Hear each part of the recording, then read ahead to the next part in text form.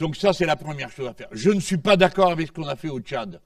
M. Idriss Déby était un dictateur qui est resté 30 ans en place. M. Idriss Déby a été assassiné. Paix à ses cendres. En attendant, il n'y a rien qui obligeait le président de la République française à aller là-bas pour l'intronisation du fils Déby, général à 35 ans, je crois, parce que la Constitution du Tchad prévoit que c'est le président de l'Assemblée nationale qui exerce le pouvoir dans le cas où le président de la République meurt. Donc je ne sais comment vous dire le dégoût que m'inspire de voir le président de mon pays assis à côté de ce type le jour où on l'installe. Et ensuite venir faire le mariole, comme ça a été le cas à Montpellier l'autre jour, pour dire « Ah ben ça c'est fini, c'est le passé et tout ». Non, c'est pas le passé. Tu y étais il n'y a même pas 2 mois. Donc qu'est-ce que tu es en train de faire là, une fois de plus? Eh bien, continuer pour que rien ne change en changeant tout. Le président de la République française, dont ce n'est pas le rôle, qui n'est pas le président d'une ONG, a réuni les sociétés civiles africaines. De quel droit? Pourquoi? La responsabilité du président de la République française, c'est de rencontrer les autres dirigeants. Donc de respecter les autres pays.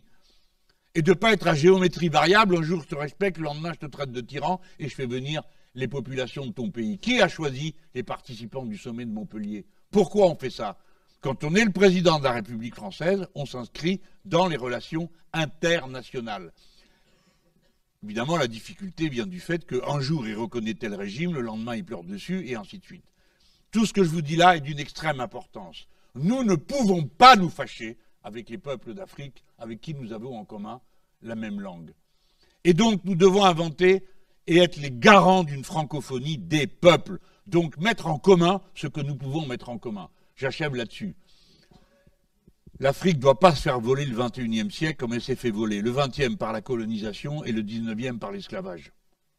Par conséquent, il faut mettre sur la table les horizons du XXIe siècle, l'espace et la mer. Partageons une université de l'espace avec ceux qui parlent la même langue que nous. Partageons l'université de la mer avec ceux qui parlent la même langue que nous. Parce que nous avons tous des intérêts communs dans l'espace et dans la mer. Et plus nous serons nombreux à défendre ces intérêts communs, ceux de l'humanité, plutôt que du premier arrivant, comme le proposent les États-Unis d'Amérique, plutôt nous aurons fait bonne œuvre commune, qui nous profitera à nous autant qu'aux Africains. Par conséquent, voilà ce que je peux vous dire sans entrer dans les détails des relations avec chaque pays. Et je voudrais terminer en vous disant que le Mali appartient aux Maliens, le Tchad aux Tchadiens et l'Algérie aux Algériens. Et que ça ne viendrait à l'esprit de personne de faire comme l'a fait le ministre des Affaires étrangères, il n'y a pas longtemps, en disant « Bien sûr, c'est à l'Algérie et à elle seule de définir. » Imaginez-vous qu'on fasse un discours comme ça en disant « Mais oui, c'est aux Allemands et eux seuls de décider. » On dirait « Ça va pas, non? Qu'est-ce qui vous prend là ?» Bien sûr que ce sont les Allemands qui décident eux seuls. Pourquoi vous êtes obligé vous sentez obligé de le préciser à propos de l'Algérie? Pourquoi? Qu'est-ce qui vous prend? Qu'est-ce que vous avez dans la tête? Qu'est-ce qui est en train de vous travailler que vous n'osez pas dire? Donc pour nous, il faut tourner la page de tout ça. Et en tout cas, ça signifie notamment la fin des expéditions militaires dont personne ne sait quelle est l'issue. Je ne vous dis pas qu'il faut quitter le Mali demain matin. Je dis seulement que c'est aux Maliens de décider ce qu'on doit faire. Et qu'on nous dise qu'est-ce qu'on fait là. À quel moment on s'en va? Ça fait 8 ans qu'on y est. 2 millions d'euros par jour. 5 milliards ça a coûté. C'est la guerre la plus chère que la France ait menée depuis la guerre d'Algérie. Pourquoi faire? Quel est l'objectif? À quel moment on s'en va?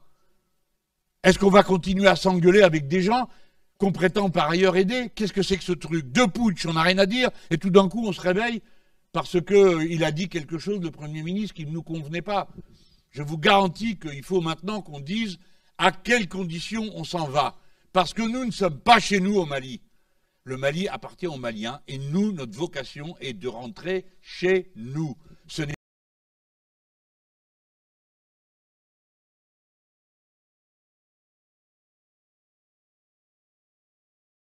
Cette instance du PCT a également réagi au sujet du sommet France-Afrique tenu les 8 et 9 octobre dernier à Montpellier en France, lequel a réuni le chef de l'État français et les jeunes africains. Le PCT n'a pas partagé la démarche entreprise par la France.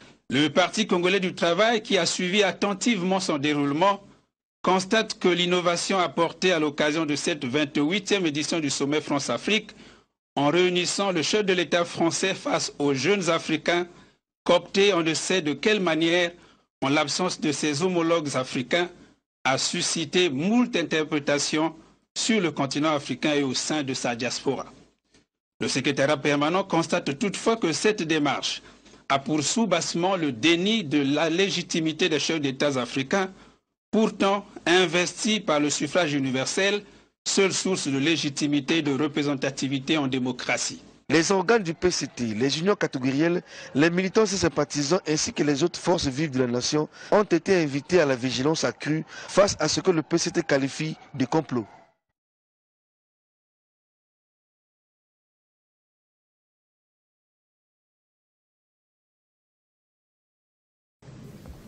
Le message, c'est le message des Maliens et du président de la transition.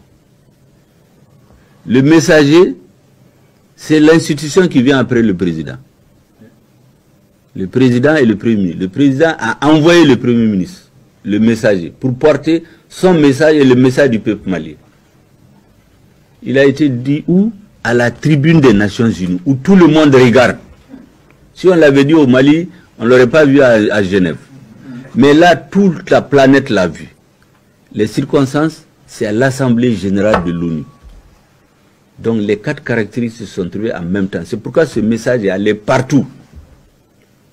Et les Maliens ont senti que leur messager a dit exactement ce qu'eux ils voulaient qu'ils disent. Au lieu où il fallait, dans les circonstances qu'il fallait. C'est tout. Maintenant le reste là. Il y a eu un tollé, il y a quelques Maliens qu'on peut compter au bout des doigts qui se sont levés, quelques hommes politiques, quelques chroniqueurs et quelques plaisantins qui sont allés dire que ce que le Premier ministre a dit n'engage que lui, parce qu'on leur a dit de le dire. Et puis certains pays où on est allé crescendo des ministres, deuxième ministre, jusqu'au niveau le plus élevé, nous avons dit personne ne va nous perturber. Le gouvernement actuel est une force tranquille. Personne ne va nous dévier de notre voie, parce que c'est la voie que le peuple malien a choisie. Nous sommes que des maîtres d'œuvre de ce que le peuple malien veut. C'est pourquoi les menaces, les injures, les intimidations ne nous ébranlent pas. Et nous allons continuer à servir notre peuple. Nous avons dit ceci. En 2013, les forces internationales ont intervenu au Mali à la demande du Mali. Ce qui s'est passé, c'est que l'opération Serval s'est transformée en opération Barkhane. Après, on nous dit Takuba. Personne ne sait comment Takuba a été constitué. On l'a annoncé. C'est après l'avoir annoncé qu'on a convoqué les chefs d'État à Paris pour aller dire qu'ils sont d'accord. On ne sait pas à la date d'aujourd'hui qu'est-ce que ça contient. C'est pourquoi j'ai dit à l'ONU, on ne connaît pas tous ses contours, ni notre peuple, ni son gouvernement. Mais dans notre propre pays, vous changez tout le temps, alors qu'on a un accord bilatéral. Vous décidez unilatéralement de partir. Quelqu'un a dit que depuis du temps de Ibeka, on annonçait qu'ils allaient partir. De toutes les façons, on sait bien que ça va finir un jour. Mais quand vous avez un accord bilatéral, vous travaillez ensemble, vous luttez contre un ennemi qui continue de faire de plus en plus de mal. Quand vous décidez de partir, vous dites aux partenaires, je vais quitter tel lieu, prépare-toi pour l'occuper. Vous vous retrouvez, dans un mois je vais quitter, en une semaine prenez telle position, troisième semaine telle position, quatrième position, on part. Mais vous ne venez pas annoncer sur les antennes que vous partez. Vous venez dans une conférence des chefs d'État, vous annoncez, alors qu'on a un accord bilatéral. Quand ça a été signé, ces chefs d'État n'étaient pas là. Mais c'est une façon de nous prendre pour des gens qui ne comprennent pas ce qu'ils veulent. Moi, j'ai un accord bilatéral avec vous. Ensuite, j'ai créé un autre cadre avec 4 autres pays. Pendant cette réunion, vous annoncez que vous partez. Le président de la transition a dit au président français, à leur sommet du G5 Sahel en juin, que ce n'est pas comme ça. Il a dit que c'était un abandon. Ce que vous voulez faire. Nous avons des accords bilatéraux on doit d'abord nous préparer pour prendre les positions. Si vous partez comme ça, c'est un abandon. Qu'est-ce qu'ils ont fait? Dès que le nouveau gouvernement a été installé, comme par hasard, le lendemain, ils déclarent qu'ils arrêtent les opérations militaires avec le Mali, sans concertation avec personne. Les opérations conjointes militaires de lutte contre le terrorisme, ils annoncent sur les antennes qu'ils ont arrêté.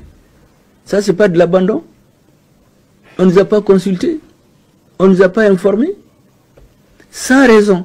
Et la raison qu'il avance, parce que ce gouvernement serait en train ou envisage de négocier avec ceux qu'ils appellent les terroristes.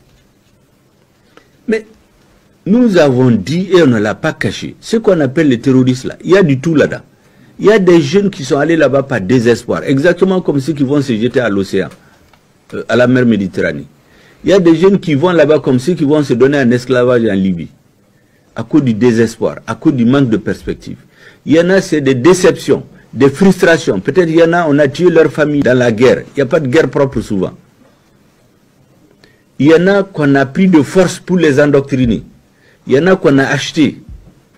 Nous avons dit qu'en négociant, peut-être tout ce monde-là, on peut les récupérer. Maintenant, les irréductibles, nous allons leur faire la guerre. On n'a jamais dit qu'on arrête les opérations militaires. Et puis, c'est une demande de notre peuple. Depuis plus de 5 ans, quand votre peuple demande quelque chose, mais il faut l'essayer. Nous n'avons jamais dit que négocier avec les terroristes veut dire qu'on arrête les opérations militaires. Mais les grandes puissances, quand ils se faisaient la guerre, est-ce qu'ils ont arrêté de se parler? Pendant la guerre, les négociations continuaient. Pendant que les bombes tombaient sur le Vietnam, les Français négociaient avec les Vietnamiens. Donc, c'est un abandon en plein vol. Ça fait mal parce que c'est la vérité. Ça fait mal parce que c'est la vérité. On a bien choisi les mots. C'est pourquoi j'ai dit, il y a le message, il y a le messager. Veuillez vous abonner à votre chaîne YouTube Zoom et Focus, pour être le premier à recevoir nos nouvelles vidéos. Merci.